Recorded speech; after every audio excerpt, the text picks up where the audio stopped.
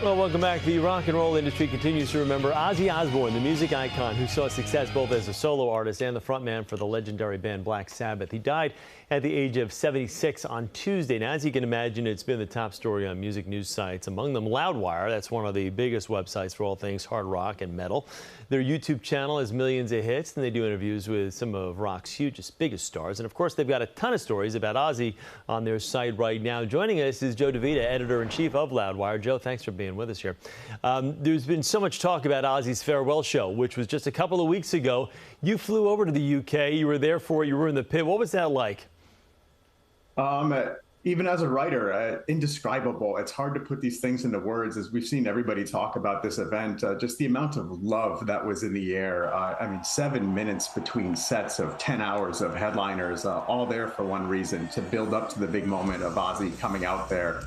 As soon as he sang the first line, everybody had tears in their eyes. Tears were streaming down my face. And to see everybody come together for one thing for our hero like that, the single biggest figure we have in heavy metal, something like this will never happen again. I can confidently say that. Joe, you know, he's 76 years old. He was in declining health, suffering from Parkinson's over the last few years or whatnot. To be there and to hear him actually sing, I thought he sounded pretty darn good, considering what he's been up against health-wise. Yeah, he worked really hard for this, and leading up to this, nobody really knew. The big question was, how's Ozzy going to sound? I mean, I even saw Gary Holt from Slayer and Exodus out in the crowd right behind me, and we just talked real quick, and we're just standing there ready. I holding back tears before it even started, and as soon as he opened his mouth, everybody was relieved and overjoyed, and he delivered for all of us, and we were there to give right back to him. It was incredibly special and moving. I bet, especially considering tearing up a little bit right now. Yeah, I was going to say, especially consider in light of what's happening with his passing 2 days ago. You posted to your Instagram some more videos from your trip to Ozzy's hometown of Birmingham. What were some of the landmarks you visited while you were there? That was really fun. We got to the show a couple hours early, had some time to pop over to all these amazing things that we've been seeing happening online for the last week. The Ozzy Working Class exhibit, the Black Sabbath mural, the giant bowl that was named after him from the Commonwealth game in the train station, the Crown Pub where it all started, where Black Sabbath formed their sound, to see an entire city transformed, overrun by tens of thousands of people in black T-shirts, all there for one thing, to show love. And that's usually not the thing that is associated with heavy metal and large crowds of black T-shirts, is that idea of love. Joe, what were your thoughts? I mean, obviously, going back to his Black Sabbath days, and then, you know, Crazy Train as a solo artist, he was such a music, a rock music icon. But then you have another generation of people that really got a chance to know him due to his reality television show. As a music purist like yourself, are you more, I don't know, taken by the musical aspect of Ozzy, or did you like the fact that there was a reality show that it kind of introduced him to a new generation that maybe weren't familiar with his Black Sabbath music?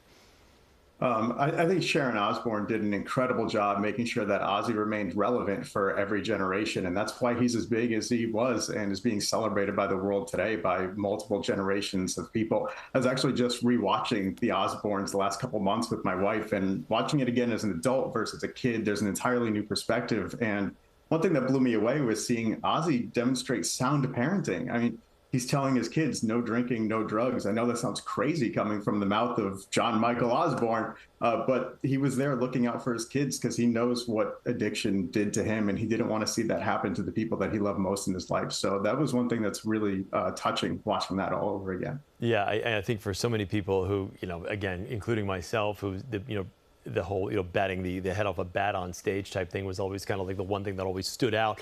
You watch that reality show and you're like, man, there's a real humanity to this guy that you don't necessarily always see when you see him, on stage or music videos and things like that. Hey, we're seeing a spike in streaming numbers as people search out the music, maybe people that weren't all that familiar with some of his early work.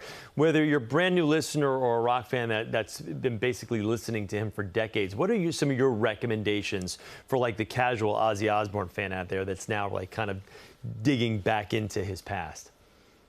Yeah, I think there's the standard hits that everybody's heard: Paranoid, Iron Man, War Pigs, Crazy Train, all that stuff. I had a feeling you'd ask me about this. I want to say my personal favorite is Ozzy's The Ultimate Sin from his solo career. And it was great to see Jakey Lee back there on stage at the Back to the Beginning show. They hadn't communicated in decades. I would recommend absolutely every song off the first 6 Black Sabbath albums, and definitely poke around anywhere in the Ozzy catalog. In the 90s, you could find a lot of great ballads, Dreamer, and things like that. There's, I think, a surprising amount of range in the catalog that people might not be expecting if they're a casual fan. Yeah, awesome. All right, Joe, thank you very much. We appreciate it. Thanks so much. Joe DiVita of Loudwire, we appreciate you taking a couple moments for us. And you can find all of their stories on Ozzy Osbourne at loudwire.com.